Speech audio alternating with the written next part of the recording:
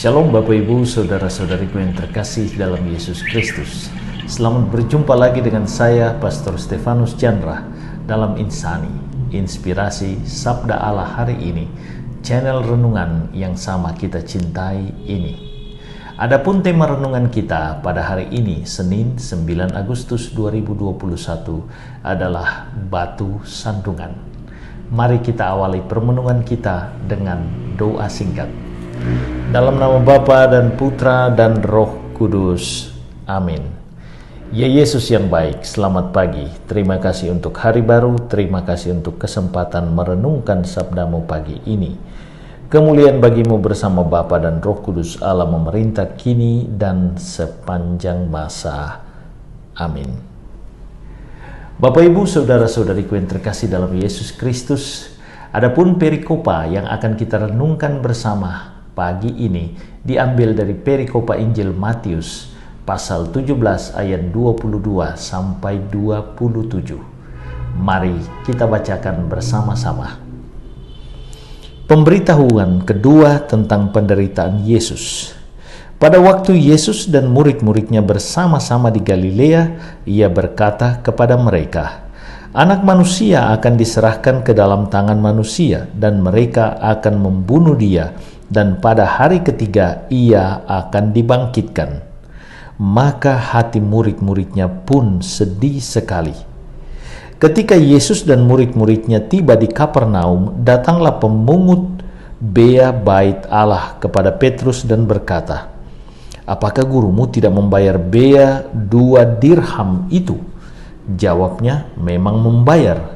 Dan ketika Petrus masuk rumah, Yesus mendahuluinya dengan pertanyaan, Apakah pendapatmu Simon? Dari siapakah raja-raja dunia ini memungut bea dan pajak? Dari rakyatnya atau dari orang asing?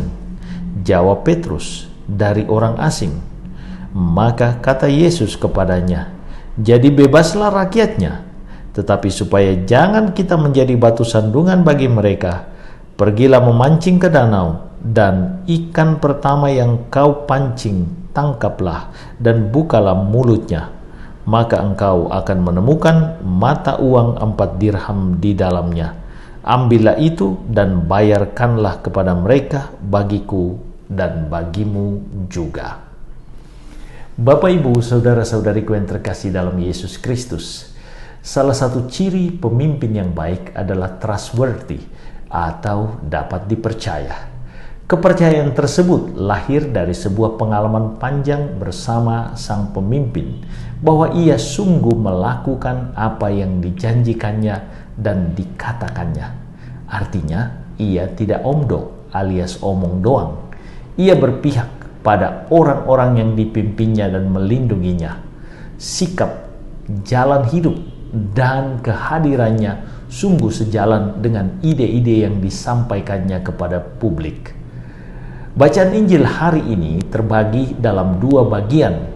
Dan pada bagian pertama, Yesus berbicara tentang warta sengsara yang akan dijalaninya sebagai wujud ketaatannya kepada kehendak Bapa dan cintanya kepada manusia. Hal ini menunjuk pada panggilan rohani semua orang untuk taat pada kehendak Bapa. Inilah jangkar hidup rohani yang harus dilakukan oleh semua manusia beriman. Yesus datang untuk menyelamatkan manusia melalui jalan salib, jalan yang dikehendaki Allah guna menyelamatkan manusia. Jalan ini harus ditempuh oleh Yesus dan sungguh dilaksanakannya dengan setia. Pada bagian kedua bacaan Injil lebih berbicara tentang wujud dari kesetiaan seorang manusia beriman dalam hidup sosialnya, yakni membayar pajak. Yesus mengajak Petrus untuk membayar pajak karena dengan demikian mereka turut dalam kebersamaan dan kepatuhan, turut prihatin dan turut terlibat sebagai warga negara dalam pembangunan sosial. Artinya, Yesus sungguh peduli pada kesejahteraan umum dan hidup sesama, khususnya sebagai warga sebangsa. Pajak bait Allah pada zaman Yesus sungguh-sungguh memang digunakan untuk membangun kebersamaan dan membangun iman keyahudian. Yesus dengan demikian menunjukkan bahwa dia bukan seorang manusia rohani yang antisosial, tetapi sebaliknya, ia mendukung kebersamaan dan perkembangan kehidupan, khususnya kehidupan keyahudian. Benang merah dari kedua bagian ini adalah sebagai pemimpin rohani, Yesus menunjukkan ketaatan total pada kehendak Allah Bapa dengan terlibat total bagi perkembangan kemanusiaan dan kebersamaannya. Wujud kepedulian Yesus bagi kebahagiaan manusia dilakukannya dengan membayar pajak. Dengan tindakan ini Yesus bukan hanya teladan dalam hidup rohani, tetapi juga teladan dalam hidup sosial orang Yahudi saat itu. Pesannya jelas bagi kita. Menjadi manusia beriman berarti pula menjadi manusia sosial yang baik bagi sesama.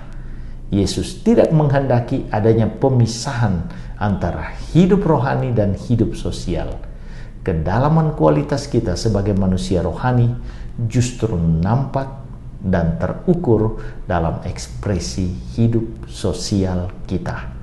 Tuhan Yesus memberkati. Ya Yesus yang baik, terima kasih untuk arahan-Mu pagi ini. Layakkan kami untuk hidup seturut kehendak-Mu hari ini. Demi kemuliaan-Mu bersama Bapa dan Roh Kudus, Allah memerintah kini dan sepanjang masa. Amin. Tuhan beserta kita, saudara-saudariku, keluarga saudara-saudariku, pekerjaan dan usaha saudara-saudariku diberkati oleh Allah yang Maha Kuasa, Bapa, Putra, dan Roh Kudus. Amin. Terima kasih saudara-saudariku yang telah mendengarkan renungan dan sabda Allah hari ini.